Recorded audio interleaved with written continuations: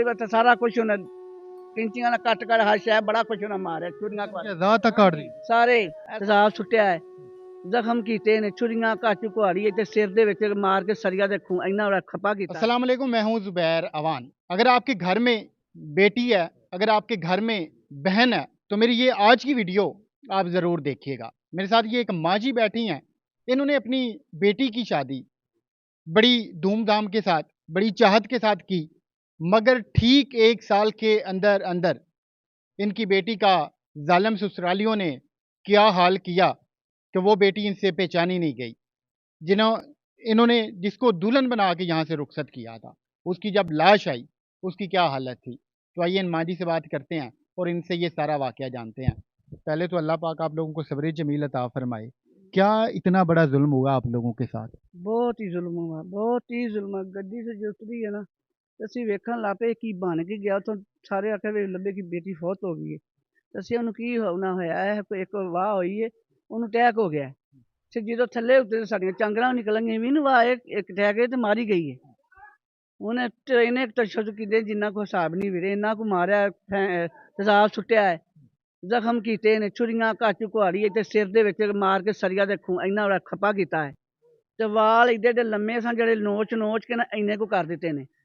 ਤੇ ਕੰਨ ਜਿਵੇਂ ਬੱਕਰੇ ਦਾ ਭੁੰਨੀਆਂ ਤੇ ਕਿਵੇਂ ਹੋ ਜਾਂਦਾ ਹੈ ਇਸੇ ਤਰ੍ਹਾਂ ਹੋ ਗਿਆ ਕੰਨ ਉਹਦਾ ਵਿਚਾਰੇ ਦਾ ਹੈਂ ਤਸਾ ਕੇ ਇੰਨਾ ਕੁ ਮਾਰੇ ਇੰਨੇ ਜ਼ੁਲਮ ਕੀਤੇ ਸਾਡੀ ਬੇਟੀ ਨਾਲ ਜਿੰਨਾ ਕੁ ਹਿਸਾਬ ਹੀ ਨਹੀਂ ਅਸੀਂ ਤੇ ਬਹੁਤ ਸਾਨੂੰ ਇਨਸਾਫ ਚਾਹੀਦਾ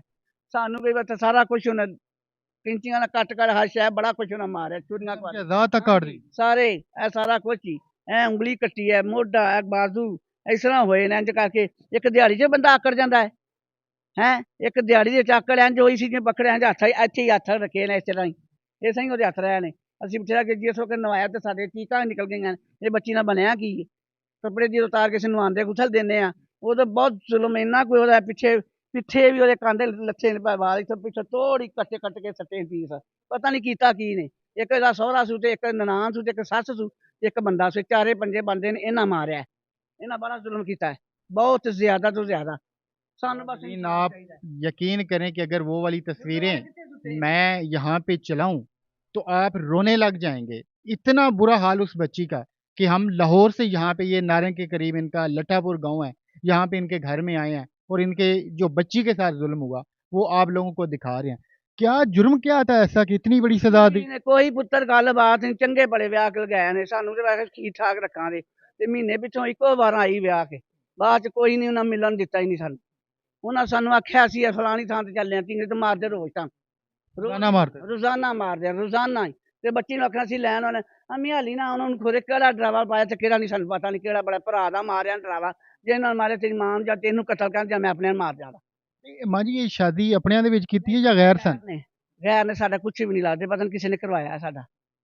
ਪਹਿਲੇ ਆਈਡੀਆ ਨਹੀਂ ਹੋ ਸਕਿਆ ਕਿ ਇਹ ਤੇ ਇਹਦੇ ਅੱਛੀ ਤਰ੍ਹਾਂ ਮਿਲਦੇ ਹਾਂ ਤੇ ਪਹਿਲੋਂ ਸਹੀ ਤਰ੍ਹਾਂ ਮਿਲਦੇ ਮੁਲਦੇ ਰਹਿਣ ਸਾਨੂੰ ਤੇ ਆਉਂਦੇ ਜਾਂਦੇ ਨੇ ਮਤਲਬ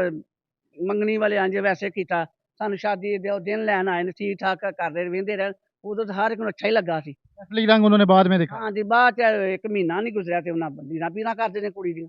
ਉਂਗਲ ਤੋੜ ਦਿੱਤੀ ਬਾਜ਼ੂ ਤੋੜ ਦਿੱਤਾ ਇਹ ਤੋੜ ਦਿੱਤਾ ਲਾਤਾਂ ਦੇ ਕਾਰ ਇੱਧਰ ਕੱਗਰ ਥੱਲੇ ਤੋੜ ਲੱਤਾਂ ਤੋੜ ਤੱਕ ਕੋਈ ਜਿਸਮ ਨਹੀਂ ਸਹੀ ਰਿਹਾ नाज़रीन, जिस्म का कोई हिस्सा नहीं जहाँ पे तशद्दुद का निशान ना हो, जहाँ पे जख्म ना बने हुए हों। ये सारा जुल्म इनकी बच्ची के साथ मुबैना तौर पर वो जालिम दरिंदे करते रहे हैं जिनके हवाले इन्होंने अपनी बच्ची की शादी की थी, जिनके हवाले इन्होंने अपनी बच्ची की थी, मगर बदले में इन लोगों के साथ इतना बड़ा जुल्म हुआ है। आप लोगों ने उनसे पूछा कि ये उन्होंने क्या किया? ਸਾਨੂੰ ਮਿਲੇ ਹੀ ਨਹੀਂ ਤੇ ਪੁੱਛਣਾ ਕਿਹਨੂੰ ਸੀ ਇੱਕ ਨੱਸ ਵੱਜ ਗਏ ਜਦੋਂ ਗਏ ਮਾਂ ਗਈ ਇੱਕ ਦਿਨ ਤੇ ਅਸੀਂ ਮਿਲਣਾ ਇਹਨੂੰ ਲਿਜਾਣਾ ਹੈ ਤੇ ਆਲੇ ਦੁਆਲੇ ਇੱਕ ਦਿਨ ਨਾਲ ਬਹਿ ਕੇ ਤੇ ਸਹੁਰਾ ਬਹਿ ਕੇ ਤੇ ਮਰੀਮ ਉਹ ਸਾਹਮਣੇ ਬੰਦਾ ਬਹਿ ਕੇ ਤੇ ਮਰੀਮ ਦੀ ਜੈਸਾ ਸਾਹਮਣੇ ਵੇਖਾ ਲੱਗੀ ਮੈਂ ਕੀ ਗੱਲ ਕਰਾਂ ਮਾਂ ਨਾਲ ਗੱਲ ਕਰਾਂ ਮੈਂ ਆਮੀ ਉਹਦੀਆਂ ਮੈਂ ਲੈਣੇ ਮੈਂ ਨਹੀਂ ਜਾਣਾ ਮਾਂ ਨੂੰ ਆਂਦੀ ਮਾਂ ਸਿੱਧੇ तो आपको कब इत्तला मिली कि आपकी बच्ची के साथ इतना बड़ा जुल्म हो गया, आप लोग आए मौका पे पहुंचे? ਮਿਲੀ ਸਾਨੂੰ ਤਲਾਸ਼ ਸੁਬਾਹ ਦਿੱਤੀ ਹੈ ਵੀ ਬੱਚੀ ਬਹੁਤ ਬਿਮਾਰ ਹੈ ਤੇ ਆਣ ਕੇ ਵੇਲੇ ਉਹਦਾ ਭਰਾ ਰਾਤੋਂ ਰਾਤ ਚਲਾ ਗਿਆ ਸਾਨੂੰ ਨਹੀਂ ਪਤਾ ਕਿਦੋਂ ਦੇ ਜੋ ਕਰਦੇ ਕਿਦੋਂ ਦੇ ਮਾਰਦੇ ਨੇ ਕਿਦੋਂ ਕੁੱਟਦੇ ਸਾਨੂੰ ਕੋਈ ਤਲਾਸ਼ ਨਹੀਂ ਮਿਲੀ ਇਹ ਇੱਕ ਦਿਨ ਬਾਅਦ ਪਹਿਲੋਂ ਮਿਲੀ ਤੇ ਹੁਣ ਫੜੇ ਗਏ ਨੇ? ਨਹੀਂ ਕੋਈ ਫੜੇ ਬੁੜੀਆਂ ਗੈਸ ਬੂਰੀਆਂ ਜ਼ਮਾਨਤਾਂ ਕਰਾ ਲਈਆਂ ਨੇ ਨਸ਼ੇ ਵੇਲੇ ਸਾਨੂੰ ਤੇ ਵਕਤ ਪੈ ਵੇ ਮਾਂ ਕੀ ਹਾਲ ਹੋਇਆ ਸਾਡਾ ਕੀ ਹਾਲ ਵੇ ਨੇ ਦੁਨੀਆ ਤੇ ਹੁਣ ਤੇ ਸਾਡੇ ਰੋਣੇ ਵੀ ਸੁੱਕ ਗਏ ਨੇ ਅਸੀਂ ਕਿਹੜੇ ਪਾਸੇ ਜਾਈਏ आप ये घर की पीछे वाली दीवारों से अंदाज़ा लगाएं कि ये लोग किस तरह के हैं। एक छोटे से देहात में रहते हैं, अपनी खेतीबाड़ी करते हैं, हाँ जी, मज़दूरी करते हैं हाँ जी, और मज़दूरियाँ कर के इन्होंने उस बच्ची का जहेज़ बनाया था, उसको ज़ेवर दिया था। उन लालची लोगों को इन्होंने मोटरसाइकिल तक दी थी कि इनकी बच्ची को वो खुश रखेंगे। मगर आप देखें कि क्या हो गया इनके साथ, इनकी पूरी की पूरी दुनिया उजड़ गई है। तो आप भी जब अपनी बच्चियों की शादी करने लगें, तो अच्छे से तहकीक किया करें कि कहीं आप इंसानों के बजाय भेड़ियों के हवाले तो नहीं अपनी बच्ची को करने लगे। तो हम हमारी अपील है अपनी पुलिस से, अपने इदारों से कि खुदा के लिए ये दिन जिन दरिंदों ने इनकी बच्ची के साथ ज़ुल्म किया है, उनको निशाने इबरत बनाया जाए, ताकि और किसी की जुर्रत ना हो कि वो किसी की बहन बेटी को इस तरह जला दे, उसके अज़ा को काट दे मुबैना तौर पर। तो हमें इंशाल्लाह उम्मीद है कि इस माँ को इंसाफ मिलेगा। मिलते हैं किसी और वीडियो में। अल्लाह हाफ़िज़।